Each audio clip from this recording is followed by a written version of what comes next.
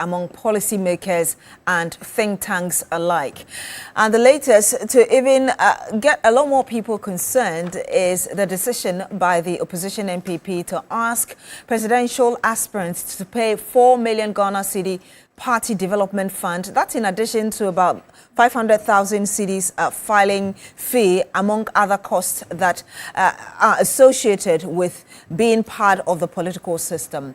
The problem is also compounded by the fact that for a long time there is no transparency when it comes to political financing in Ghana.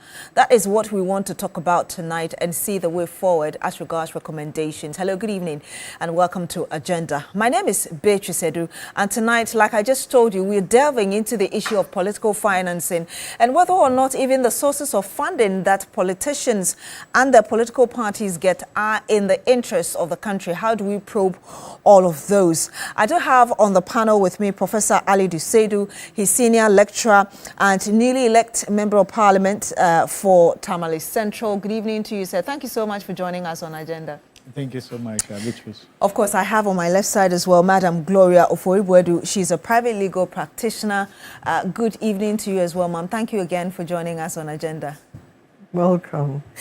Of course, we'll be joined for a video call by Madam Mariada. She's Executive Director of the Ghana Integrity Initiative, as well as Dr. Kojo Asante, who is Director for Policy Engagement and Partnerships at the CDD Ghana. Remember that we're streaming live on 3FM 92.7. Send us your comments and we'll read them back to you. Stay with us.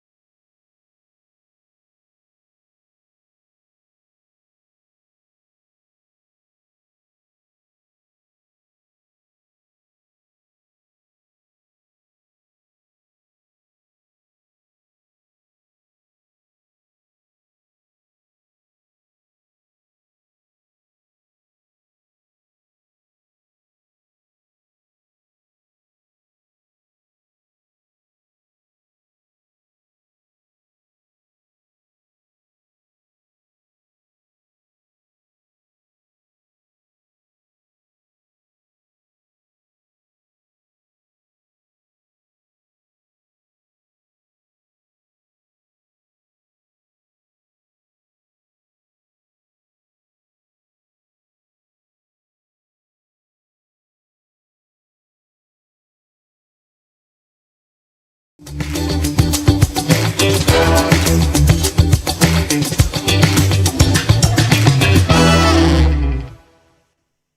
you're still here on Agenda on TV3. Tonight, we are looking into political parties financing, or political financing, as you would call it. And I did say that we do have on the panel with us Professor Beatrice Adu, who is Senior Lecturer, MP-elect, Tamale Central, Madam Gloria Oforibuedu, private legal practitioner.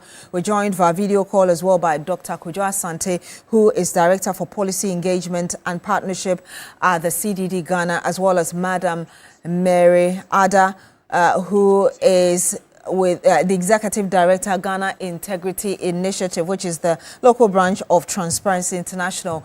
Thank you very much, gentlemen and lady, for joining us on Agenda tonight. I want to start with you, Dr. Kojo Asante, because just last month we had the Executive Director of your organization, the CDD, Professor H. Kwesi Prempeh, saying that the cost of running a presidential campaign in Ghana is estimated to be around $200 million. And that figure actually in 2021 was about $100 million. And I would want you to break down really the cost component for us. But I want to also quickly go through a survey that the CDD did in 2004. Just some pointers here for us to put this whole thing in context.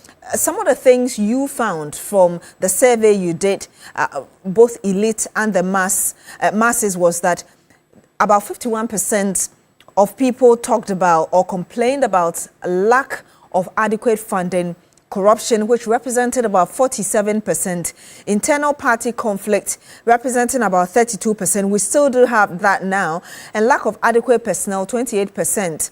And again, 70% responding that political parties would perform their roles more effectively if they were well resourced. Personal funds of party leaders, 21%, and membership dues, about 15%. All of them cited. If you can break down for us, especially the latest figure coming from Professor H. Kwesi Prempeh, and why it seems to have made politics in Ghana very expensive. Yeah, good evening. Can you hear me? Yes, we can. Thank you. Yes, good evening, and good evening to all your viewers and your listeners, and also good evening to fellow panelists. So first of all, let me put Professor Prempeh's, I think, statement in context. I think he was making the point that when we did the study on illicit financing of party activity and politics, in 2021, we had estimated the money or the cost of running for elections for the presidential candidate at 100 million. And I think when he was speaking, I think quite recently this year, he was making the point that given the kinds of additional expenditure that we are seeing, we should be close to doubling that amount. So that was not based on any sort of new study that had been done. I think he was making the point that that the expenditure continues to grow. Now, in terms of like cost component, you just take the idea that a candidate that is running for president, particularly among the two main political parties, even if you were purchasing pickups for each constituency. That's, I don't know what pickups cost these days. It could be between $35,000–$40,000 or something to that effect, and multiply that by 275 constituencies. You definitely be hitting around 12 billion or more already just for that, and that's outside of how many times you go around the country to campaign. And remember, if you are opposition, you are probably campaigning after the second year after a general election. So maybe for the next 2-3 years, mostly like 2 years, you will be campaigning straight out before you even get to the election.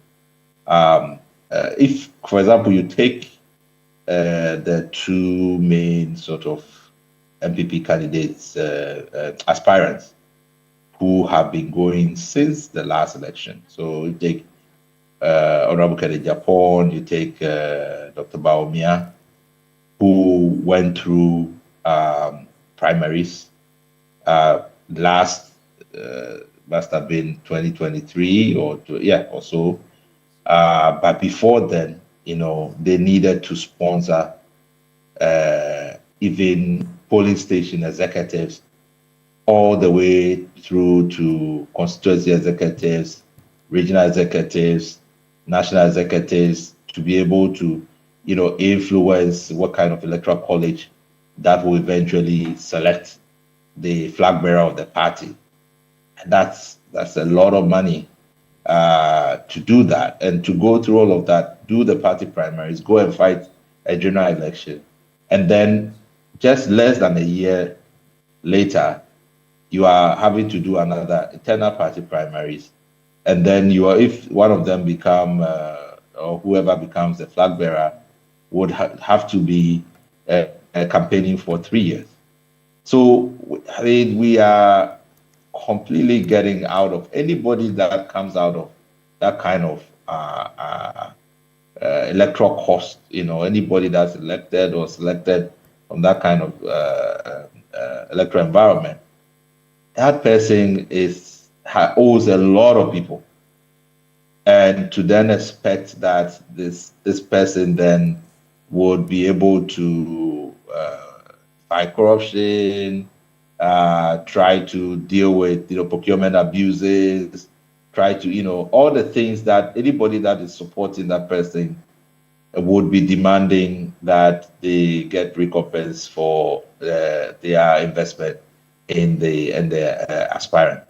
So we are talking a lot of money. For the last election, for example, we almost turned it into a US style negative advertising, right? You just were constantly, every 30 minutes you are getting an advert, and then you get a counter advert. And the monies that our parties have spent on media alone, which is gone completely up, and then now on digital media is huge. So do you have the data on how much was think, spent, for instance, as you wrap up your preliminary thought?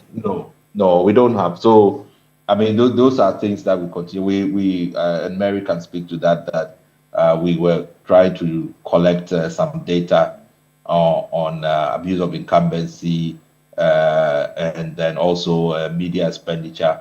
But we haven't gone sort of distill the data yet. But it's something that we plan to get some more handle on. But I mean, it's just to make the point that if in 2021 we are talking about 100 million for the presidency and 4 million CDs, or over $600,000 for an MP, come 2024, 2025, we definitely have gone into another level. Okay, I'll come back to you, Doc, but I want to come to you, Madam Gloria, for everybody, because I know that you tried 3 times to contest the Abuakwa South parliamentary seat on the ticket of the MPP, 2016, 2020, and then 2024 as well. Are you able to tell us some of the... No, 208. I contested 208, the primaries. But at least you tried 3 times. And then 2020, I was disqualified, so I couldn't try. And then 2024. Yes. Yeah. What were the major financial demands on you at the time? I'll say that during the campaign, the delegates became like family. So some of them who were briefed, we helped them to buy coffins for the departed, dearly departed. So that's one. And then payments of school fees and general family and household bills. How massive was that? Because you're looking at a whole constituency. Yes, we are looking at a relationship with the delegates. So it was quite a lot. Every day you get all these calls saying hello to you, and then once in a while they chip in and ask for some support. But I guess my colleague here, who has recently won elections for Tamale Central. Congratulations, Honorable. Thank you. Can give you some information. Because I'm a bit still now. Because but would you my say- last time was 2024. Which is just last year. January 2024. So I've answered you. Yes, Yeah. but would you say that perhaps the financial bit influenced the outcome of that primary eventually? I think in Ghana, as of now, the highest bidder always wins. I mean, the last elections we saw the primaries, the highest bidder always won. So you're indirectly party saying lines. that it might have influenced your inability to go through. It does. Now that is the norm. Now that is the norm. So I'm coming to you, Professor Ali. Again, congratulations to you. Before the primary, of course, the circumstances were different for you, but there was that payment of, I mean, the forms, 5,000 CDs, I believe, 40,000 filing fee. That's in addition to perhaps monies that you have to give to the grassroots people for mobilization and filing at the Electoral Commission. What for you were the financial dynamics as well? Thank you so much. Good evening to your viewers, and good evening to the people of Tamale Central, my constituency.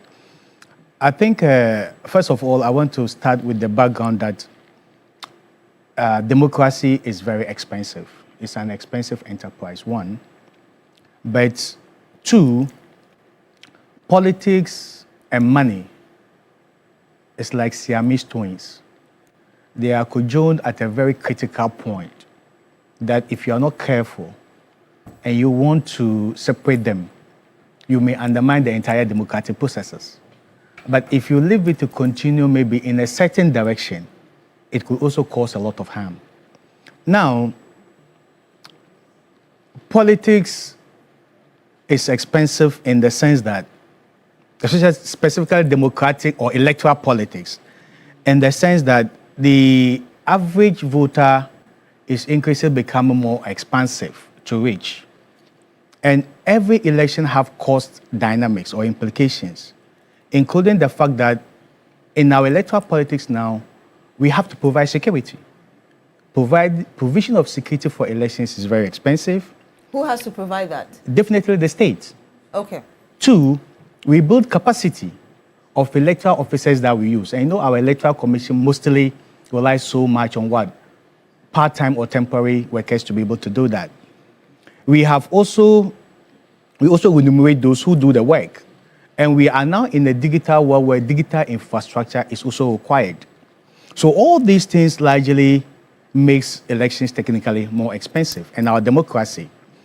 However, if we look at elections and money from this perspective, it is a necessary evil, and the bills usually come as part of government budget to run it. But when we look at money or monetary influence or inducement becoming the political tender to occupying a political office, then it becomes a serious, difficult challenge on the other hand. So the distinction I want to make is the fact that elections or democracy as a system of government is expensive, and a lot of resources are required to be able to run them.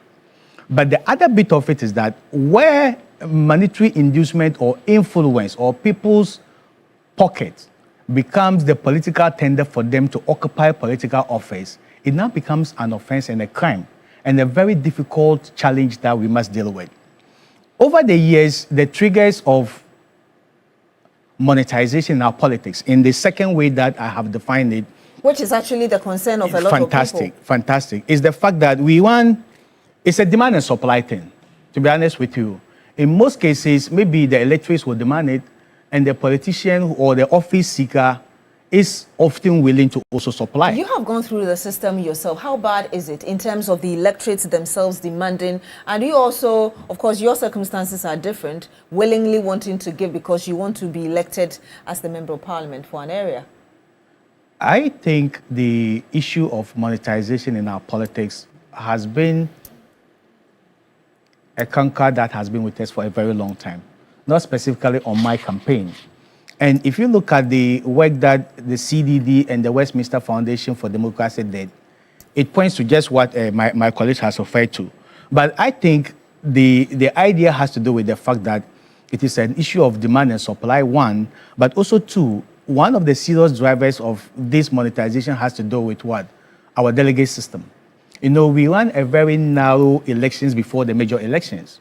And people assume that because the delegate system is a very few group of kingmakers, it is very difficult for you to be able to pay your way out of that particular election and then win, especially in highly competitive constituencies where you know that the election is just the primaries. So when you are contesting, say, on the ticket of the MPP, say, in Ashanti region, or the ticket of the NDC, say, in Volta region, the actual election is the primaries and not the major elections. So you just have to transcend that.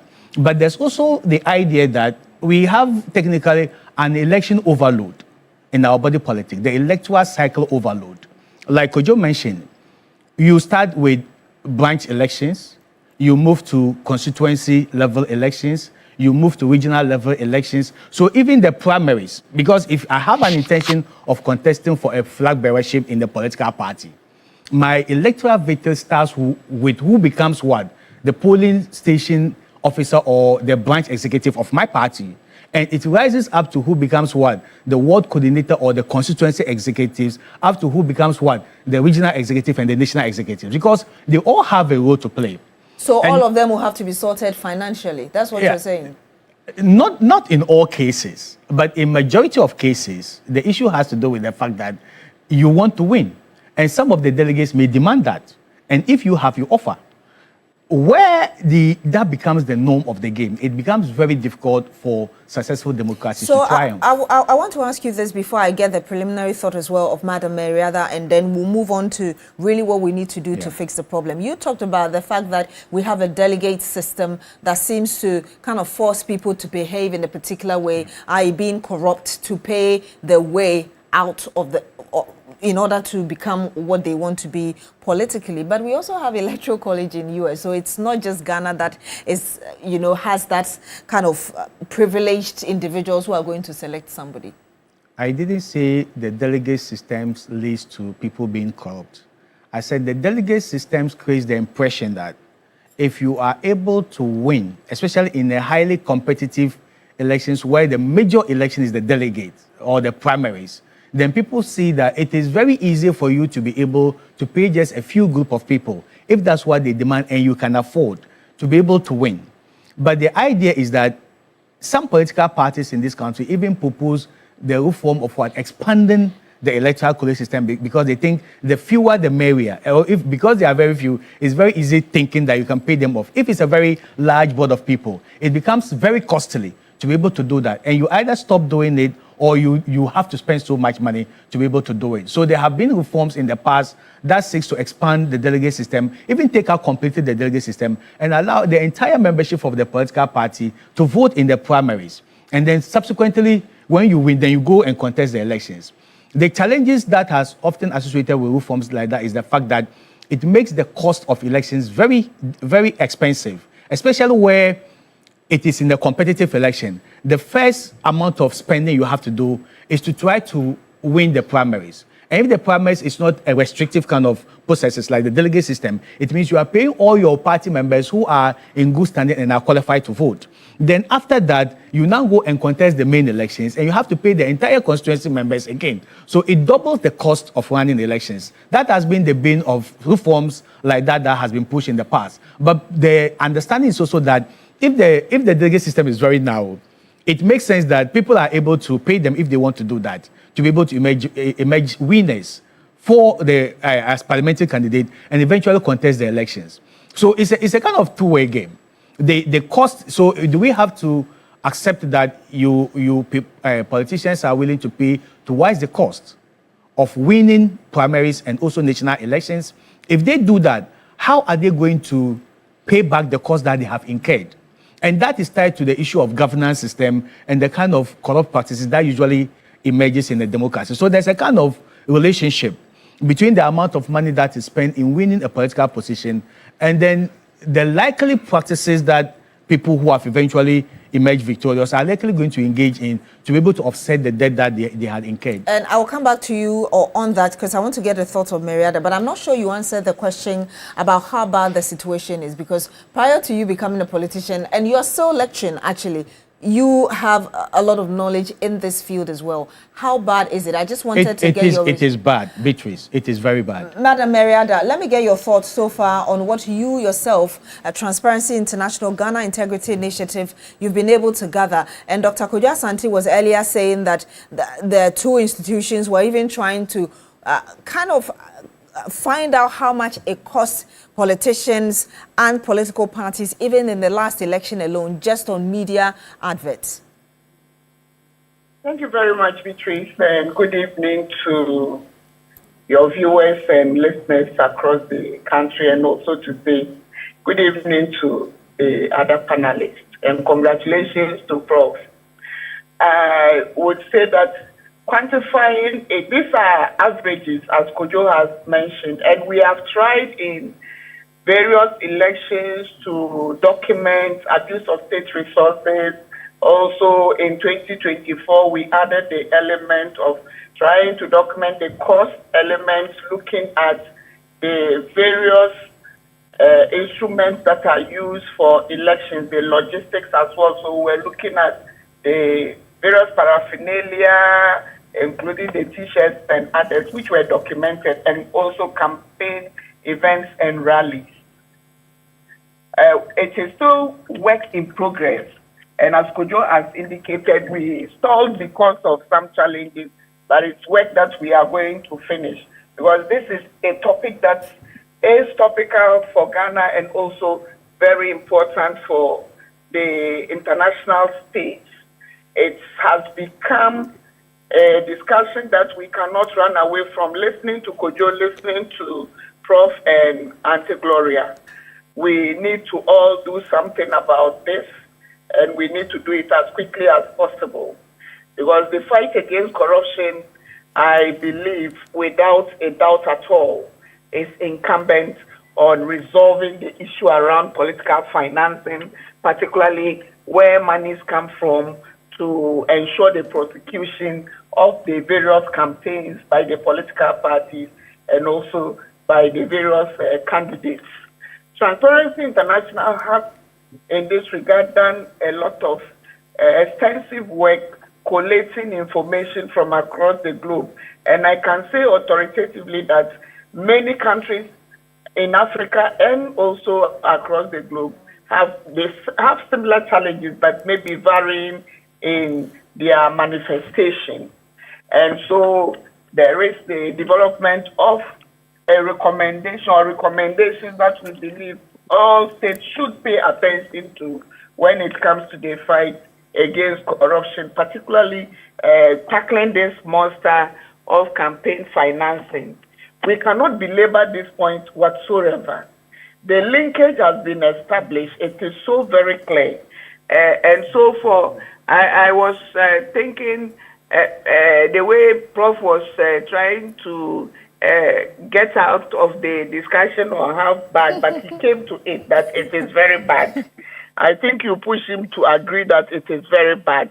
And perhaps maybe we should be asking Prof how much he used in contesting his election. And I think he also mentioned the fact that it depends on the constituency where one is coming from, where we have strongholds and anybody standing would not have to do much to win. But yes, still there is the element of a lot of money going into the process. The question we should be asking ourselves is, for instance, take me, Mary, as the example. If I had the opportunity to stand for elections, a civil society person who does not have much money in my account, if I am prosecuting such an agenda where I have to be buying coffees for constituents and paying school fees and hospital fees, as Auntie Gloria has indicated, where am I getting that money from? People would have to give me. And the challenge is the fact that we do not have a clear regime in place to ensure that there is accountability for what people are giving us. And so we see a regime where the Electoral Commission is supposed to hold these parties accountable, but not the candidates. So the gap remains there. Candidates take all the money from illicit and licit sources to prosecute various campaigns. Again, we see a regime where, because we do not have a timeline within which we prosecute our campaigns, immediately after elections, we start another election. So they need to continually fuel the wheels of elections is there. And as I talk, I believe the MPP has already started. They are already thinking about electing somebody to continue with the process in January. Yes. And so we are a country which is election biased. We are thinking about how we win them. Then the issue of lack of accountability is cruelly manifested because we take monies from every space. Kojo will tell you about the issues around putting together a bill and a legislation to ensure that we do this work. And some of the justifications that have come for receiving illicit money. I remember at a point somebody asked, how do I know where the money is coming from if I am somewhere soliciting funding and somebody gives me money? How do I know it's coming from illicit sources like Galamsey and also the drug trade and also illicit financial flows? How do I know that? These are some of the issues that we need to deal with. Very critical challenges that this country must be able to deal with. These challenges continue to suffocate our electoral process, and it's getting worse. It's getting worse. So you need more money to be able to prosecute the agenda, to be able to win. And so when you win, then as Prof has indicated, you go around following your party to give you contracts when you are not a contractor, where you also have to sell, and then you continue to engage in illicit activity to be able to fund your remaining in either parliament or your party remaining in power. So there are so many of these, and the lack of transparency around all this makes it even more murkier. And I believe that the citizen as well, our role has also been compounded by the fact that there is so much poverty in the system, and we have seen this as an opportunity to also harvest during these campaigning processes. And they will tell you, I was on another space where somebody was saying the fact that we are talking about expanding electoral colleges and promoting that, that will not be the resolution at all, because if you expand the process, it means you need to find more money to fuel that agenda. Indeed. And so, and indeed, if you say everybody, then it means you need to give more roads to people, you need to give more TV sets and buy more coffins and pay more school fees and take more people to hospital, and which is not tenable. Yes, which is not tenable at all for us. Prof would answer that question on how much he spent. But let me ask you this before I come back to him, and then I'll come back to Dr. Kojo Asante. I mean, what you're talking about in terms of transparency, a lot of people indeed have been calling for transparency in our political financing. And we see that happen in US, for instance, where you have open secrets, so you know how much Donald Trump and the other competitors even received ahead of that election that brought him back to power. And just right in France, in Europe, you've seen a former president, Nicolas Sarkozy, also sentenced to 5 years in jail. He's expected to go to jail next week because of that Muammar Gaddafi kind of arrangement. What kind of systems, from where you say, do you believe would work for us in ensuring that we have some sort of transparency and accountability? I believe the Political Parties Act, which requires that people can give, is not clear enough. The space within giving is not clear for us, and so we believe that this should be strengthened. And when I say giving, if you give, like in the American and other systems, if you are giving 10 cedis, it will be reflected in a system where everybody would know how much is being given. In our case, there is no particular limitation of the giving, and as it is also compounded by it says Ghanaians would give. What about those instances where we have corporates, and corporate vehicles can also give? So what about those instances where the corporates are in Ghana but not Ghanaian? And these are where the bigger chunks of the funding comes from.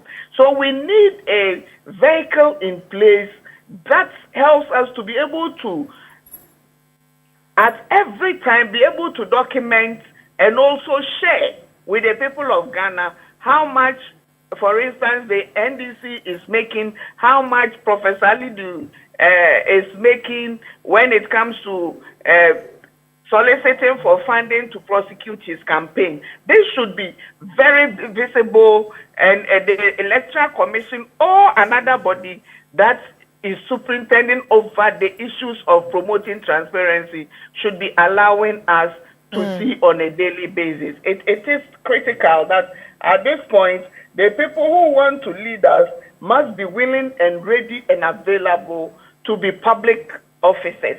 And public officers should not have secrets. You shouldn't have secrets that you do not want us to know. And besides, if somebody is giving you money, why don't you want us to know who it is that is giving you the money and how much it is that person is giving you? I remember during the Obama days, each Tesla and each CD was accounted for. Then at the end of the day, the accountability of the parties and also of the members of parliament or candidates should be one critical component we all seek and ask for. And we must demand to the extent that they give to us. When you go to the Electoral Commission to ask for information, they give you information that shows the parties consistently declare, and I mean the two major parties declare, but the declaration is limited. It is just for funds that are legitimately put in their accounts. So you don't see how much goes to the individuals, and this must also be within the remit of the law, so that we ask how much were the t-shirts the person donated. If there were 1,000 and each is 40 cedis, we should be able to quantify this and show. And whoever is superintending over this must also ensure that the people of Ghana are informed at every point in time. It is critical that we do this. Indeed, if we believe that we want to be public officers who serve the interests of this nation. I'm coming back to you, Madam Gloria Foribuedu. I mean, I'm sure you heard the thoughts there of Madam Mary Ada, and the fact that, for instance, we are asking where the sources of funding really are for politicians. And earlier, when I was doing my introduction, I talked about this whole conversation coming up again because of how much, for instance, the MPP is asking presidential aspirants to pay 4 million cedis in party development fund, among others. What's your own thought first on that, and how you think we can ensure accountable transparency? I remember I trained with the 50+1 group in the US on elections, campaign, and fundraising strategies. So I have a small book on that, which I used when I was contesting for assembly elections. I did assembly. I was an elected assemblyman first for Denta.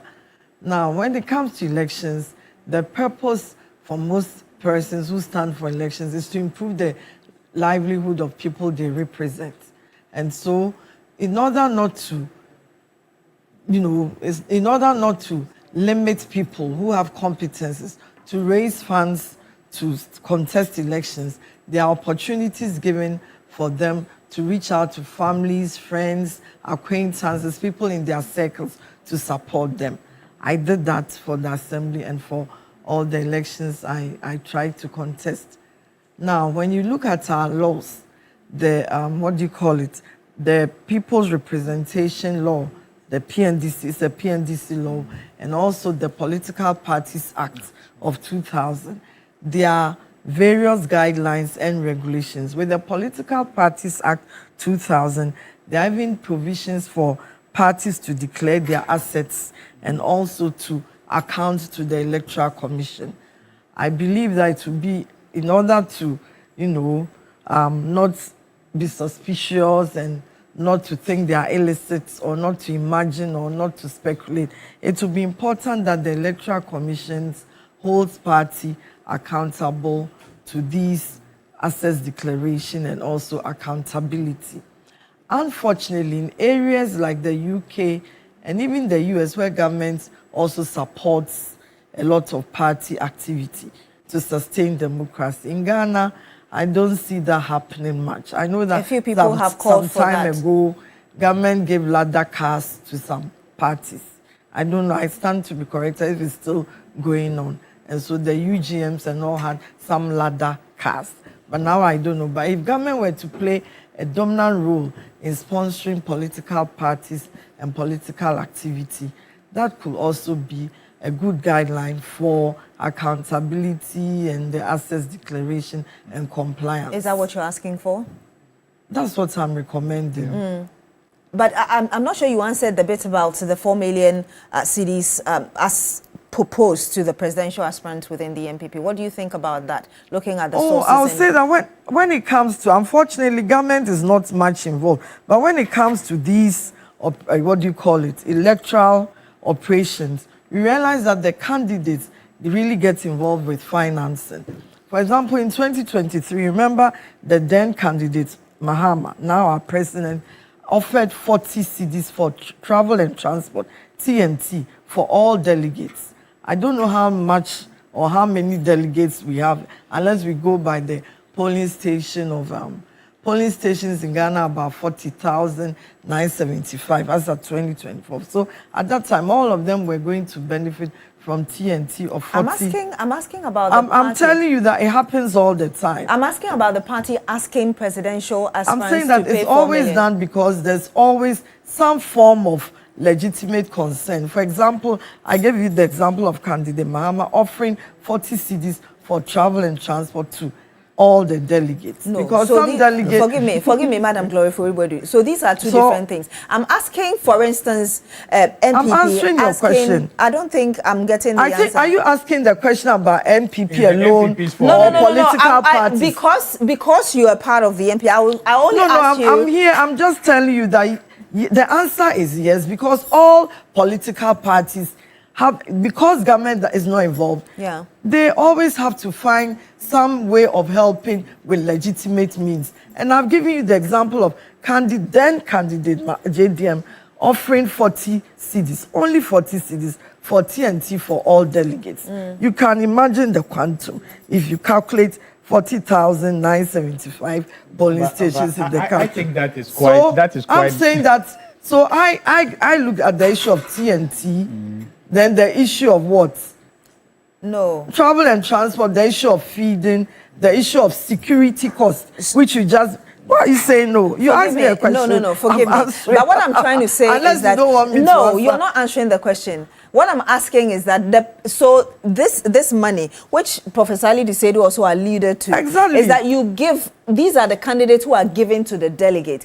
I'm asking about the party asking... In the case of the MPP, the party demands that each candidate... I know, and I'm saying that there are always legitimate reasons, because government is not the bigger financier of political parties and political activity in Ghana. There are always legitimate reasons why parties solicit for funds. So it's okay in this context? So I'm saying that, I'm not saying it's okay, or I'm giving you the reasons. And I'm giving... Of Michael Quay's write-up on this 4 million thing, it appeared on the daily graphic. I would love to read it. Yeah. So I'm saying that there are always reasons. And the reasons is not only limited to MPP or NDC. You can ask the other parties too. And the issue of security costs, as my honorable member said, that's so important. The issue of TNC is important. Don't laugh, because some people take it very seriously, that if they are coming to a center from their remote community to vote for a party, they should be given some travel and transport. Then the issue of, feeding. Then the issue of accommodation. We can go on and on if we look at the different parties and their budgets. So these are all legitimate reasons why they solicit for funds. Yeah. I want to come to you, Dr. Kojo Asante, because in July this year, and Madam Meriada earlier talked about it, the need for us, and even Madam Glory Foribwedu as well, the need for us to look at the systems that allow these things to happen. The law and in July, we had the OSP also coming out to say that there was a need for us to have a serious reforms to Ghana's political financing laws. Instead of holding political parties accountable only, we should also hold individuals accountable as well. Where do you stand on this, and how you think we can at least start to implement some of these things to help deal with the canker we have right now? Doc, are you still on the line with us? Hello. Yes, Doc, we can hear you. Hello. Yeah, as you can see from the work we've been doing since 2017, we've been working on this, I mean, for me, this is an existential threat. If you look at the 2018 report, which was on the 2016 elections, that compared the 2012 elections to 2016 elections, we showed an almost 60% increase from 2012 to 2016. And even at that point, we were estimating the cost of standing for primaries and then the election for MPs at $85,000. That excluded nurturing the constituency, and Professor Aludi will probably tell you that you don't just wake up that you are going to contest for primaries. You have to nurture the constituency for a couple of years. Yes. And that is also a lot of money. And then you move from 2016. By the time we are in 2021, you're talking about close to $600,000. For people who are spending $4 million, or so on just becoming an MP. How much do you get as an MP? And you did mention, I think it was Mary that mentioned, that when you become an MP, servicing the seat itself is a lot of money. Yeah. Before building another war chest for retaining the seat in the next round. Even the member of parliament cannot spend time actually doing any work in parliament, legislation, and because we are looking for money all the time. So we have been working with the working group for a number of years now, with practitioners and so on, who are also very, very concerned about the problem, because one of the effects, and this is one of the really dangerous, effects to our multi-party democracy, is that it's leading to the capture of the party by people who are able to raise money. And our 2021 report also showed very clearly that there's illicit financing, all types of people trying to sponsor politicians, and then later on trying to find ways that they can get something out of politicians, which really threatens the state. So what we have come, the conclusion we have come to is that we need a real comprehensive legislation on political financing. And we use the term political financing because it's broader than campaign financing. It deals with party financing and deals with campaign financing as well.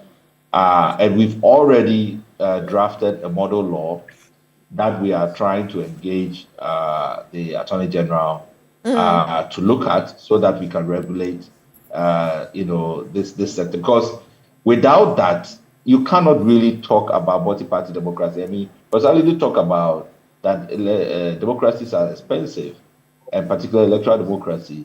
But the point is that a lot of the expenditure is a waste of resources. We don't need a lot of that expenditure, but people have to do it because their competitors are also doing it. And in a competitive environment, if somebody else is doing it and is allowed to do it, and you don't do it, you're probably going to lose. So that has to be regulated all the way from internal party processes to public elections. We regulate doctors. And Doc, if you can be wrapping up for me, forgive me, so that I can get the final word of others. So I want to make the point that it's not just about the public elections that we should care about. Those people who emerge out of the party processes to become ministers and get appointed to run the state, the processes that they go through is very important. It has to be sacrosanct. The same way we would regulate doctors and nurses and accountants and so on, because we are trying to prevent the harm that they will cause to the public. It's the same way we have to regulate potential public officers who will come from the parties. Indeed. Thank you very much, Doc. Madam Mary Ada, in 30 seconds, we've run out of time. If you're able to tell us really your thoughts, final word, recommendations. I believe there's a lot to be done, and it takes the will of the people. The agents of states would want to take advantage of the system. We need the reforms Kojo has proposed, but we need civic action, collective action to change the situation, because citizens are clearly also becoming very complicit in this agenda. We need to ensure that we have laws that clearly define campaign periods for us. We need the legislation that clearly defines who should and who can make contributions to our party. We need regimes that speak to transparency and why the person who is standing for public office must necessarily give account of every peso they are receiving. And we need some very punitive action to be taken against those who do not comply with the set regimes that are currently in place and those which we are also proposing. I think with that, we would all be making some very significant progress. Indeed. And for me, I believe cutting the campaign period to 6 months would be a very ideal way of helping. And I know the parties and candidates would also support us to get this done. Thank you very much. Let me get your thoughts, Madam Oglory. Yes, as I mentioned, we have the Political Parties Act 2000, and then we also have the People's Representation Law. So these have to be looked at, and if there are necessary amendments, then we can also look at it. But there should also be opportunities for more government involvement in the funding of political parties. Indeed. Professor Ali Dusedu, how much you spent on your final word? So before I answer that, I agree that this is a very serious issue. It transcends, I think the cost comes at 3 levels: running for primaries, running for major elections, and then after primaries, governance. It all is all very costly. So I do believe that when we say it's costly, we are looking at its impact on the day-to-day governance, in the electoral process, on the day-to-day governance. And we all agree as panelists that it undermines our democratic processes, inclusivity, but also it creates a whole lot of mistrust in the public. It incentivizes illicit financing of our political parties, and then it even leads to excluding the grassroots people who want to contest but don't have money. Moving forward, what should we do? I also agree that there should be a regulated state sponsorship of our political parties, transparent regulatory systems. In the United States, for example, there's a cap for what an individual. Okay, thank you so much. Thank you so much, Professor Ali Dusedu, for joining us. Prince Nanaya Oyok says, people dash pick up cars in Yoko. We are watching keenly. Thank you very much for sending us your messages. We are unable to read all of them, but we are very grateful that you stayed with us. Madam Mary Ada, Executive Director, Ghana Integrity Initiative, the local chapter of Transparency International. Thank you so much for joining us on Agenda. Also, Professor Ali Dusedu as well, a Senior Lecturer and MP-elect Tamale Central. Madam Gloria Foribwedu, thank you as well for joining us. And of course, Dr. Kojo Asante, Director for Policy Engagement and Partnership at the CDD Ghana. My name is Beatrice Adu. Thank you so much for joining us tonight. Join us again next week. Have a good evening.